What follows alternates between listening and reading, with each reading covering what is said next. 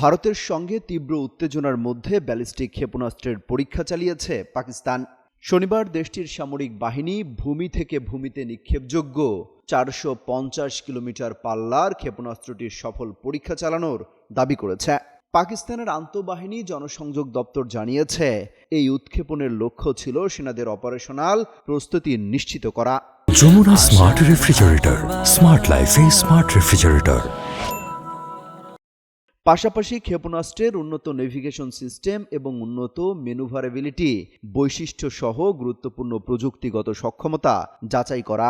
ISPR আরও জানিয়েছে, শনিবার আবদালি অস্ত্র ব্যবস্থা নামের এই ক্ষেপণাস্ত্রের উৎক্ষেপণটি ছিল সিন্ধু মহড়ার অংশ।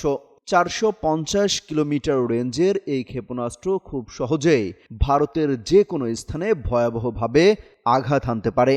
পাকিস্তানের প্রেসিডেন্ট আসিফ আলী জারদারি, প্রধানমন্ত্রী শাহবাজ শরীফ ও সেনাপ্রধান এর সঙ্গে সংশ্লিষ্ট সেনা, বিজ্ঞানী এবং প্রকৌশলীদের অভিনন্দন জানিয়েছেন। কাশ্মীরের পেহেলগামে ভয়াবহ সন্ত্রাসী হামলার পর ভারত পাকিস্তানের উত্তেজনার মধ্যে এই ক্ষেপণাস্ত্র পরীক্ষা চালানো হলো। এটিকে ভারত উস্কানি হিসেবে দেখছে।